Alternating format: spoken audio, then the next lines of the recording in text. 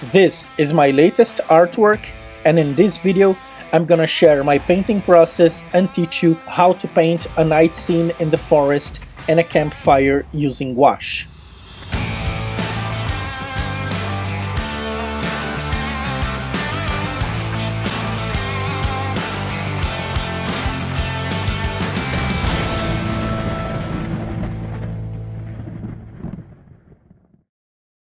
Hey everyone, welcome to another MindSketch Studio video. My name is 𝗔𝗵𝗲 I am an illustrator, and in this video I'm gonna share the painting process from my latest painting, which portrays Aragorn disguised as Strider in front of a campfire in a forest at nightfall. I started my painting process creating a character sketch on a separate paper sheet because I was aiming to firstly transfer the character from the sketch sheet, but for some reason I decided to do not transfer the sketch and I drew my character again on my final paper. This is the most important part during my creative process. Starting to sketch the illustration on the final paper is sometimes very challenging because you don't have all the elements defined necessarily. I already explained in other videos that this is the part of the illustration where you can draw loosely and also add more details that you didn't think about during the thumbnail sketch process or even the smaller sketch process before starting the final illustration. The thumbnail sketch is more about defining the overall shapes and forms, and this part specifically after the thumbnail sketch is when you can create close details and other elements that were not present in the thumbnail sketch process. This is when you put all your imagination into the paper and bring everything you have, your references, your inspirations, and what you're aiming for your illustration. A couple of subscribers asked me why I don't usually create 2 or more thumbnail sketches. The reason why I don't do that as much as I should as an illustrator is because I am a kind of reference collector. I have thousands of pictures in my phone, artwork from other artists and photos as references. So when I think about an illustration, I usually have a very clear image of how my illustration would look like at the end. So that's why sometimes I spend more time on the painting process and on the sketching process than just on the thumbnail sketches, thinking about forms and shapes.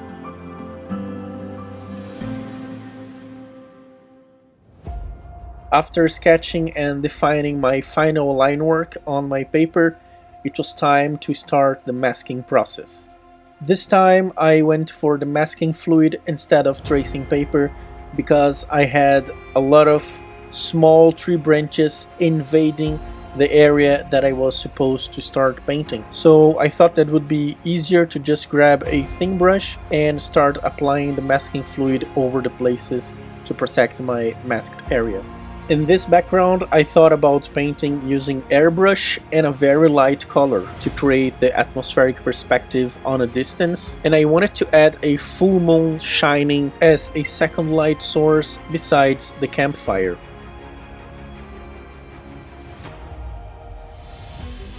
Then it was time to prepare my color mixture and start painting the background using airbrush.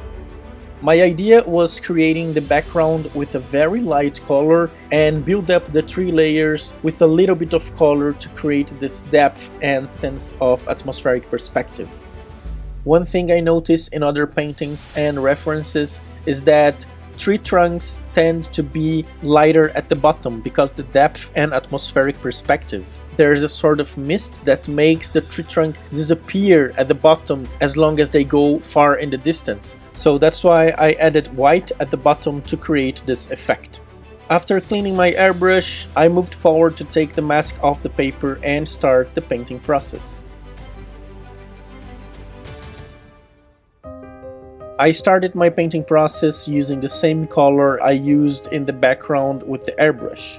I used a couple of watery layers to create the trees, and unfortunately at the end of the paint I didn't like too much the result. I had to create thicker layers over it, and it was not my intention, but this is something that I will definitely learn for the next illustrations.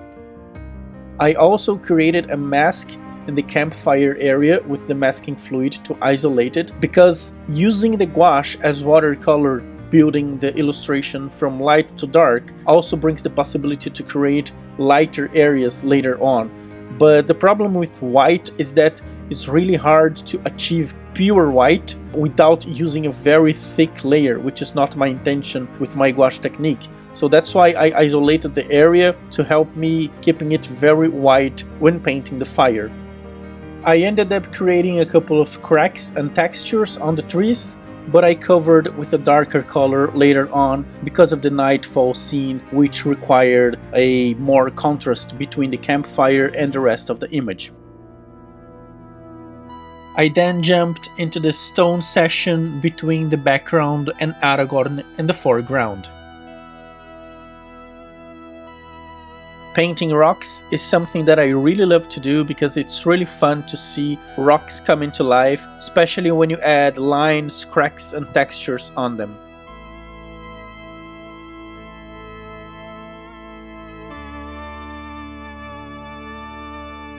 After finishing the stones, I added a base layer on the ground and started to paint the wildlife in the scene.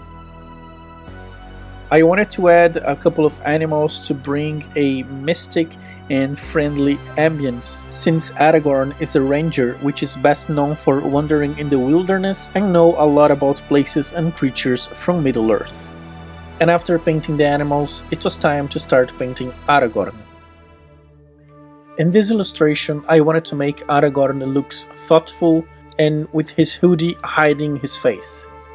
Even being alone in the forest at nightfall, I wanted to bring this mystery around the character's identity, not revealing his face and keeping it under the hoodie and his identity in secret, disguised as Strider. I've also been creating a lot of characters based on Aragorn and a lot of different illustrations, and this one specifically I wanted to create a black cloak to bring this vibe of mystery and his identity being in the dark. One of the costumes that I created on my previous sketches was also black, so I decided to make his entire costume black in this illustration. I retouched some of the dark areas and some of the white areas of the illustration due to the strong light coming from the fire camp.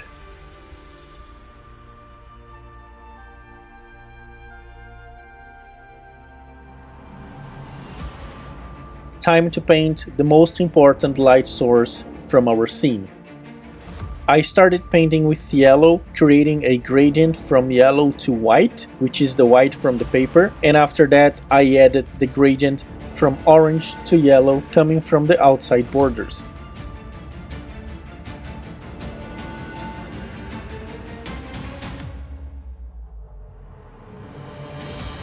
After painting the fire camp, it was time to create the light reflection on the things around the fire. This technique I use is different from the classical gouache artists who are driven to paint the orange as the first color on paper in these objects. My approach involves the glazing technique, which helps me to build up the illustration with a lot of layers, creating different shades of gradients and different intensities according to the colors that I want to apply. When I paint a light in a scene, pretty much like this campfire, I like to imagine the entire scene completely in the dark. I like to imagine what happens on the objects when I turn on this light. In this case, the fire camp was positioned in a place that I had to imagine which objects on the scene would be touched by the light that reflects from the fire camp. So my strategy is every time when I have to paint a light source such as a lamp, a torch, or even a magic spell, I like to paint everything without the light and then I add the light later on, rendering the light color and the reflected colors on the objects. And this is the final result of my illustration, which I called Strider. I hope you guys enjoyed this video and this illustration process, and I also hope you guys learned something from the tips I shared here. If you liked the video, give a thumbs up and let me know in the comments what you guys think that I should bring to the channel to improve my videos and bring a better content for you guys. If you're not subscribed yet, make sure to hit the bell button and stay tuned for more videos like this. Thanks for watching and see you in the next video.